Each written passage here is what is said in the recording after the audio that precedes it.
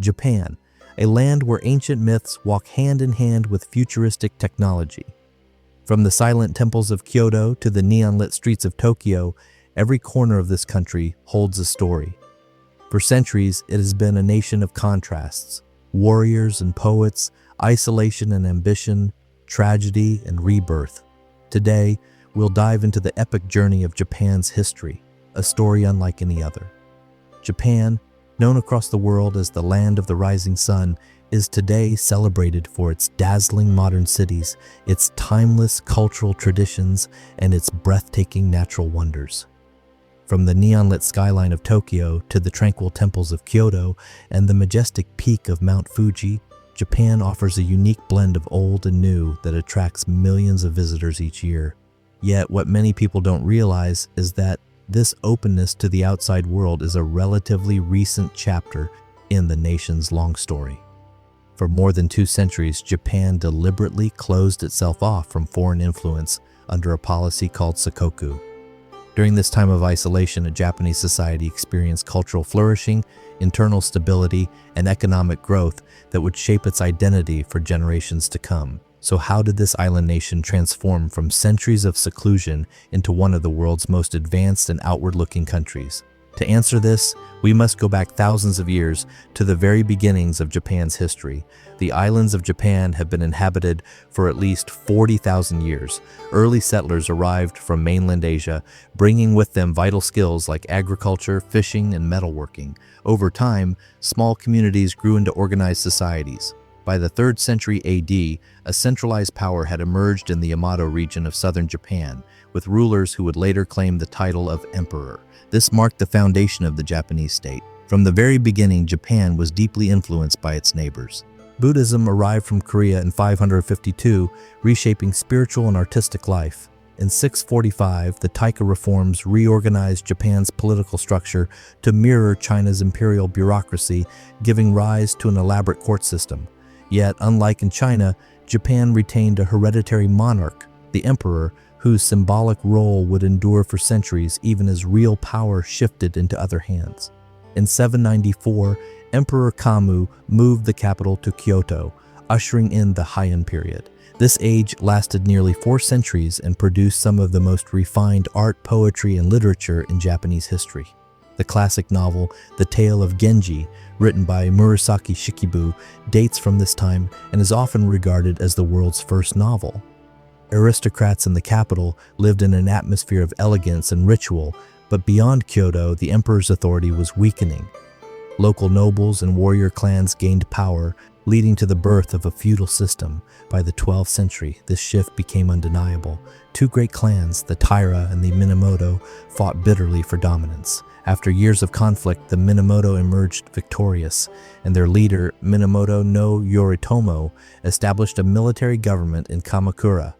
In 1192, he received the title of shogun, supreme general, making him the true ruler of Japan, while the emperor remained a ceremonial figure. For the next 7 centuries, Japan would largely be governed under various shogunates. The samurai, Japan's warrior class, became the backbone of society. Their strict code of honor, later known as Bushido, emphasized loyalty, courage, and discipline. But the samurai would soon face their greatest trial. In the late 13th century, the Mongol Empire twice attempted to invade Japan.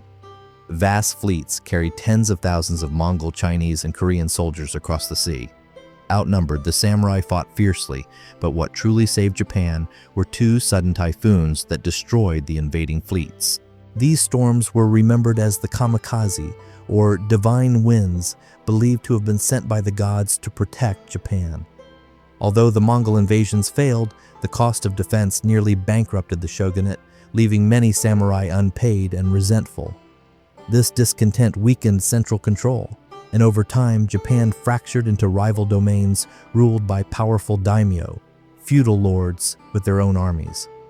By the 15th century, civil wars engulfed the country. The Onin War, 1467 to 1477, shattered the last authority of the Ashikaga shogunate and plunged Japan into the Sengoku Jidai, the age of warring states. For over a century, Japan was divided into a patchwork of competing domains. Daimyo fought for survival and expansion, hiring not only samurai but also ninjas, specialists in espionage and assassination, and even Buddhist warrior monks. Then, in 1543, a Portuguese ship washed ashore, bringing with it goods, missionaries, and something that would forever change Japanese warfare: firearms. Muskets quickly spread across the country, giving daimyo who adopted them a deadly advantage. Christianity also found converts, especially among lords who hoped to secure Portuguese trade and military support. Amid this chaos, three great leaders rose to power. First came Oda Nobunaga, a brilliant but ruthless daimyo who embraced firearms to crush his enemies. He began the process of unifying Japan, but in 1582 he was betrayed and killed by one of his own generals.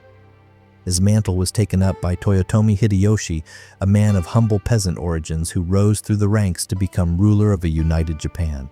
Hideyoshi consolidated control, restructured society, and even launched invasions of Korea. Yet after his death in 1598, his young heir could not hold power. The decisive moment came in 1600 at the Battle of Sekigahara, where Tokugawa Ieyasu triumphed over rival factions. In 1603, he was named shogun, founding the Tokugawa shogunate that would rule Japan for more than 250 years. This era, known as the Edo period, was one of peace and stability, unlike anything Japan had seen before. The Tokugawa regime centralized power in Edo, modern Tokyo, and enforced strict social hierarchies. Samurai were transformed from warriors into bureaucrats and administrators. Farmers, artisans, and merchants each occupied a fixed social role. To preserve stability, the shogunate imposed rigid laws and monitored the daimyo through a system of alternate attendance, requiring them to spend every other year in Edo. But the most famous policy of the Tokugawa was sakoku, the closed country. Beginning in 1639, Japan cut itself off from nearly all foreign contact. Japanese were forbidden from traveling abroad, shipbuilding for long voyages was banned, and foreign trade was strictly limited. Only the Dutch and Chinese were allowed to trade, confined to the port of Nagasaki. Christianity was outlawed and brutally suppressed. Despite this isolation, the Edo period was a time of extraordinary cultural development. The population grew, agriculture expanded, and cities flourished. Kabuki theater, ukiyo-e woodblock prints, and haiku poetry became enduring symbols of Japanese culture. Education spread, with literacy rates higher than in many European nations at the time. Merchants and townspeople developed a vibrant urban culture, even as official status placed them at the bottom of society. By the late 18th century, however, cracks began to appear. Famines devastated rural communities, and corruption eroded confidence in the shogunate. Meanwhile, knowledge seeped in through the Dutch trading post at Nagasaki, introducing Western science and medicine known as rangaku, or Dutch learning. Everything changed in 1853 when Commodore Matthew Perry of the United States sailed into Edo Bay with a fleet of steam-powered warships. His demand was simple: open Japan to trade or face destruction. The shogunate, unable to resist, signed treaties granting foreign powers access to Japanese ports. This humiliation outraged many, sparking rebellion. In 1868, forces loyal to the young Emperor Meiji overthrew the Tokugawa shogunate in what became known as the Meiji Restoration. For the first time in centuries, the emperor held real political power. The new government embarked on a breathtaking program of modernization. Railways, telegraph lines, and factories spread across the country. Western experts were hired to teach law, engineering, and medicine. A modern education system was established, and the army was rebuilt along European lines. Japan's transformation was astonishing.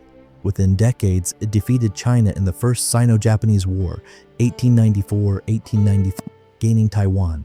In 1905, Japan shocked the world by defeating Russia in the Russo-Japanese War, a moment that announced Japan as the first Asian power to rival the West in modern times.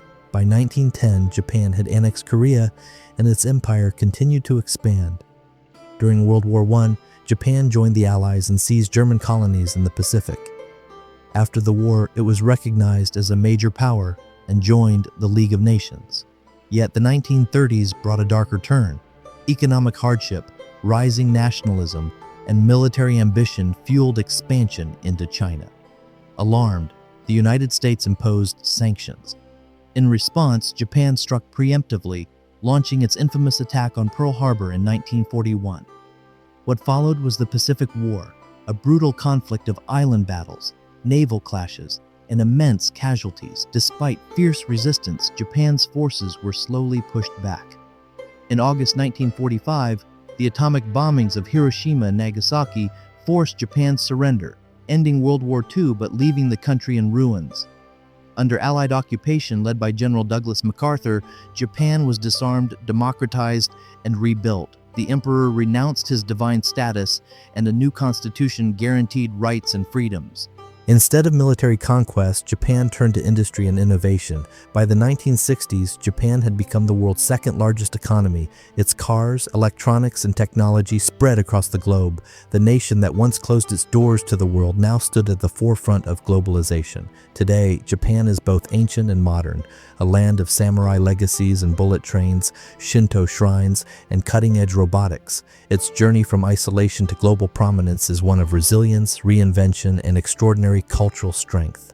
It stands as proof that even after centuries of seclusion and the devastation of war, a nation can rise to become a symbol of progress and creativity for the world.